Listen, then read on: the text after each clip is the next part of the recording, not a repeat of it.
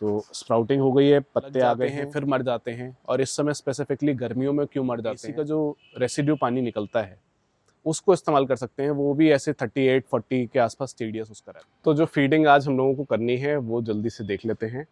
आज हम लोग करते हैं कि पौधा पहुंचता है और उसमें हल्की सी अगर कहीं काली दिख गई उनको तो वो 1 इंच नीचे से काट देते हैं उसको। Good evening, everyone. This is Prashant Tandon from Pushpanjali Rosary. This is the 7th part of the series that we were making, Grow Roses in Pots with Prashant. और अब इसमें स्प्राउटिंग हो गई है और अब आज हम लोग इसका फर्स्ट फीडिंग करने वाले हैं। मैंने इससे पहले एक वीडियो बनाया था जो कि पानी के ऊपर था, जो कि बहुत इम्पोर्टेंट टॉपिक था हमारा, पानी, उसका TDS और उसका pH। ये दोनों चीज़ें बहुत इम्पोर्टेंट हैं। अब जो हीट है वो काफ़ी बढ़ चुकी है। आज का मैक्सिमम टेम्परेचर गया है बरेली का वो 34 है और मिनिमम जो था वो 24 था। तो काफ़ी इस समय टेम्परेचर गिरा है बरेली का, नहीं तो अभी तक जो था लास्ट 10 डेज से वो अराउंड 42 मैक्सिमम 43 तक जा रहा था और लोएस्ट जो जा रहा था वो अराउंड 28-29 था। तो क्योंकि टेम्परेचर गिरा है इसलिए मैं इसकी फ़र्स्ट फीडिंग कर रहा हूँ और इसको लगाए हुए भी अब हमें मोर देन 30 डेज़ हो गए हैं और लीव्स बन गई हैं। आप प्लीज़ दिखाइए। तो स्प्राउटिंग हो गई है, पत्ते आ गए हैं, इसकी मैंने गुड़ाई कर दी थी। कुछ चीज़ें आपको जो ध्यान रखनी चाहिए जब आप गुलाब को लगाते हैं, उसमें एक सबसे बड़ी चीज़ है कि जो भी वीड्स आ रहे हैं, वीड्स को नहीं निकलने देना है आपको। वीड्स यानी कि जो घास है वो अगर आपके गमलों में हो रही है तो उसको निकाल के बाहर कर दीजिए, क्योंकि गुलाब को अपने साथ कुछ और उगना पसंद नहीं है। गुलाब को सिर्फ अपना ही पॉट चाहिए, उसको अपनी फीडिंग चाहिए। उसको ये नहीं चाहिए कि उसकी फीडिंग कोई और शेयर करे या उसकी न्यूट्रिएंट्स जो हैं सॉइल में से कोई और शेयर करे। तो क्योंकि वो उसको नहीं चाहिए इसलिए हम लोग इसकी वीडिंग कर देते हैं। और गुड़ाई भी करनी ज़रूरी है, turning the soil before you feed any chemical fertilizer or any kind of fertilizer। तो turning the soil is also very important, because उससे एयर सर्कुलेशन प्रॉपर बन जाता है और पौधे को जो रिक्वायर्ड ऑक्सीजन चाहिए, नाइट्रोजन चाहिए, वो मिल जाती है उसको।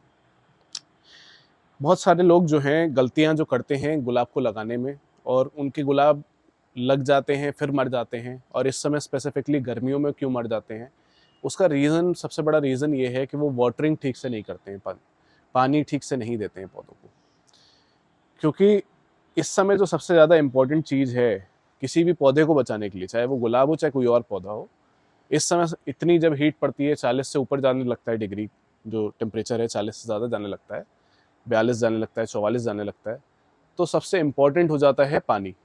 वाटर मेंटेन करना बहुत ज़रूरी हो जाता है, जिसमें कि पानी जो है इस समय गमले में अगर आप नहीं देंगे सुबह शाम, जहाँ पे 44-45 डिग्री टेम्परेचर जा रहा है, तो गमले में फिर आपके पौधे को स्ट्रेस आने लगेगा, जो कि आपको नहीं चाहिए आपके गमले के लिए।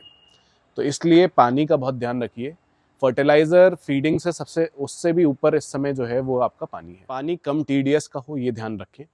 जितना कम TDS होगा उतना अच्छा है, 50 तक हो, उससे कम हो बहुत अच्छा है।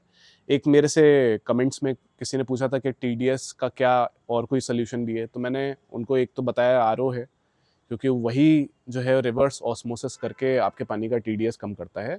बाकी एक और तरीका है, जिनके घर पे AC लगा हुआ है, वो AC का जो रेसिड्यू पानी निकलता है उसको इस्तेमाल कर सकते हैं। वो भी ऐसे 38-40 के आसपास TDS उसका रहता है। उस पानी को भी आप यूज़ कर सकते हैं। तो अगर आपके पास RO नहीं है, आपके घर पे RO का पानी नहीं है, तो आप उसको भी यूज़ कर सकते हैं। That is a cheaper alternative for those who do not have RO, और जो वो अपने घर पे RO नहीं लगवाना चाहते हैं। तो that is one solution for you. तो जो फीडिंग आज हम लोगों को करनी है वो जल्दी से देख लेते हैं।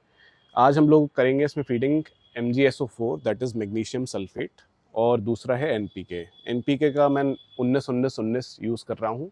बैलेंस्ड NPK है और मेरे पास पाउडर्ड फॉर्म में है। यहाँ पे मैंने पानी ले लिया है, पानी 2 लीटर है, और 2 लीटर के लिए मैंने 4 ग्राम जो है NPK लिया है और 2 ग्राम MgSO4 लिया है, और एप्साइटी थोड़ा सा डाला है। तो ये मैं इसमें मिला देता हूँ। MgSO4 है इसमें, और इसमें NPK है। NPK मैंने लिया है 4 ग्राम्स, क्योंकि मेरा 2 लीटर वाटर का सोल्यूशन है, और MgSO4 मैंने लिया है 2 ग्राम्स, जो कि 2 लीटर के सोल्यूशन में डाला है। यानी कि MgSO4 1 ग्राम पर लीटर पड़ेगा और NPK जो है वो 2 ग्राम पर लीटर पड़ेगा पानी में। और ये पानी आप जब इस तरीके से आपने इसकी गुड़ाई कर दी है तब आप इसमें डाल सकते हैं। इसमें एप्सा 80 भी पड़ा हुआ है, इसको अच्छे से मिक्स कर लीजिए। ये दोनों ही फर्टिलाइज़र्स वाटर सॉल्युबल हैं, ईजिली वाटर में डिज़ोल्व हो जाते हैं। उसको थोड़ा सा आप मिक्स कर लेंगे और फिर उसके बाद इस तरीके से इसमें शावरिंग कर दी जाएगी।